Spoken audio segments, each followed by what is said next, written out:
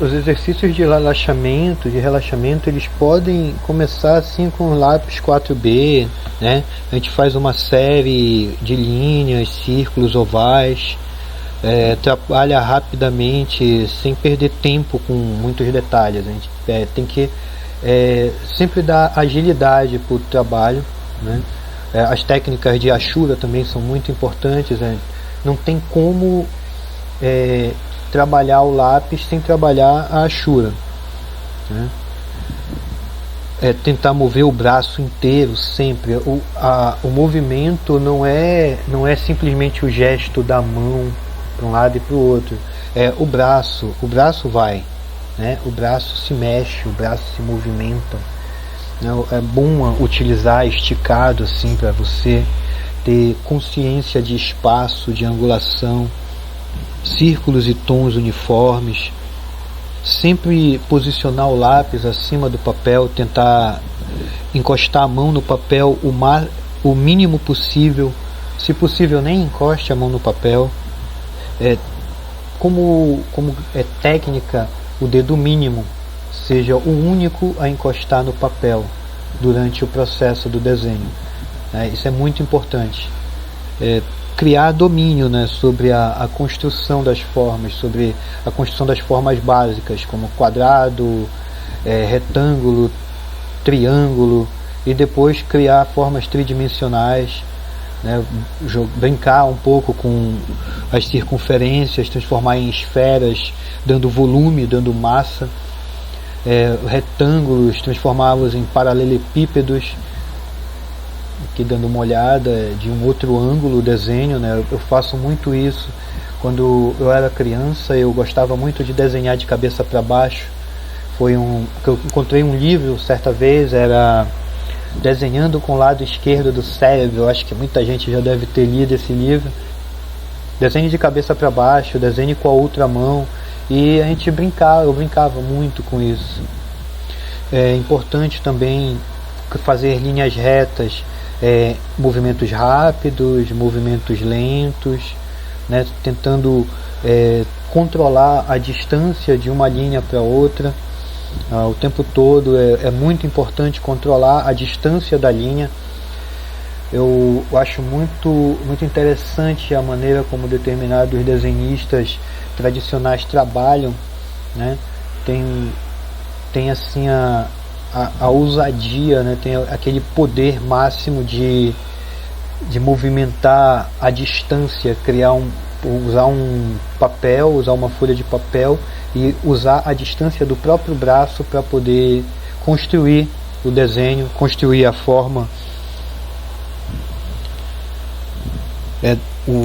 Desenhar um retrato, no caso aqui eu iniciei esboçar um retrato, né? É um esboço.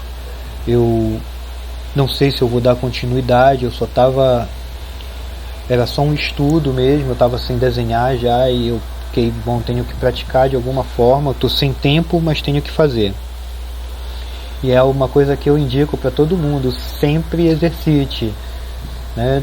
Você tem que ser sempre um esquete do lado, um esquete à mão, alguma coisa que você esteja sempre exercitando. Se for um rascunho feio, se for um rascunho bonito, melhor ainda, mas sempre tenha um esquete para você não perder a mão, não perder a linha. Porque por mais que você saiba, por mais que você tenha conhecimento para descrever, a prática é totalmente diferente da teoria, né? Não tem como, isso é inegável. A ideia é sempre conseguir essa fluidez, né? Conseguir velocidade, né? Conseguir alcançar o tom, alcançar as profundidades de maneira mais rápida, mais dinâmica. Aqui eu estou usando uma caneta borracha, eu sempre faço uma lâmina na ponta para poder riscar os traços. Eu acho muito legal. Meu primeiro experimento com caneta borracha, eu acho que faz uns 6 ou 7 anos, se eu não me engano muito. 6 anos, eu acho que é 6 anos. E eu trabalhei muito a caneta borracha. Uma série de exercícios importantes é desenhar elipses, desenhar linhas, achuras, começar com tom fraco e escurecendo, começar com tom escuro e clareando. Tudo isso é muito importante para a construção do trabalho.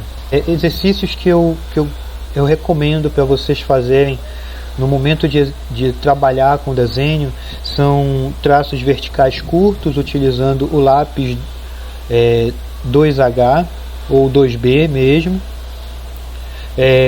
traços angulares curtos, utilizando também o 2B,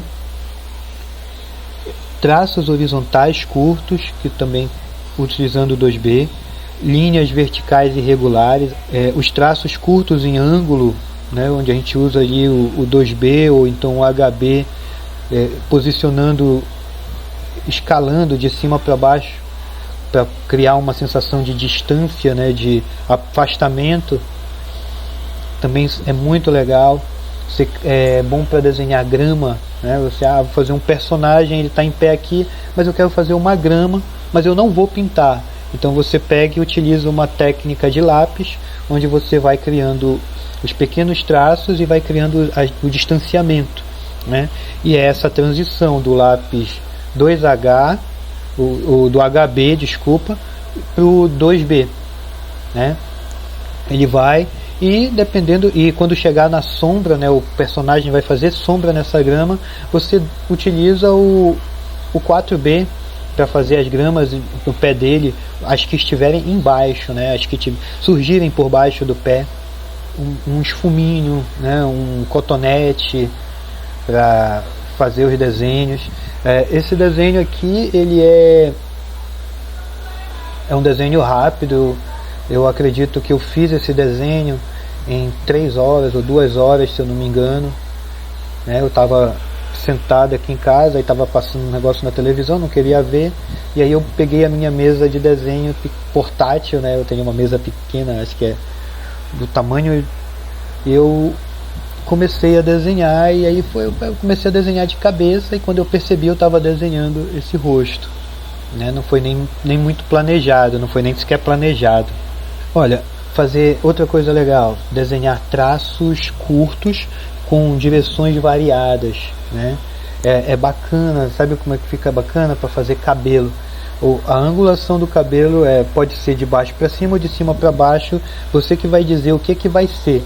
Mas desenhe uma cabeça, né, de lado assim, ou então um perfil 40 graus, aqui assim, um perfil, e desenhe o cabelo.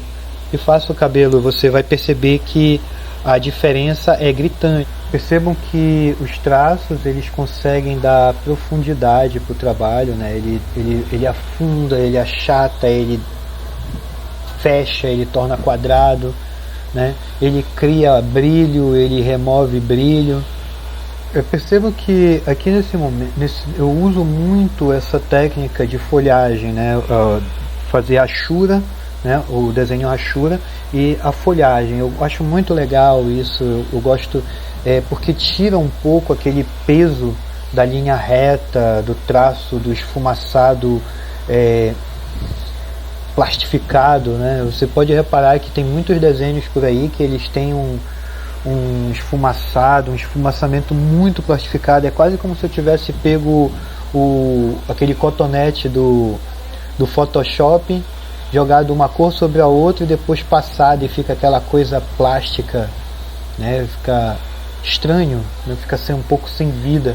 Então eu, com o lápis, né, utilizando o lápis, eu utilizo muito essa ideia do lápis se movimentar, tremer, trêmulo. É um lápis que está vivo ali, que está brigando com o papel de alguma forma, tentando encontrar o seu próprio lugar. A parte mais interessante é essa, né? É você mostrar para o papel que o lápis não está ali marcando um lugar, ele está procurando o lugar dele, ele está procurando onde é que ele vai ser essencial para aquela imagem. Eu fiz muito esse tipo de desenho na minha adolescência, eu brincava muito com isso, e depois eu parei, eu não me lembro o motivo, abandonei, É porque a gente passa muito por essa coisa, né? Essa frustração do desenhista de que o que a gente está fazendo não vale nada. As pessoas dizem que o que a gente está fazendo não vale nada.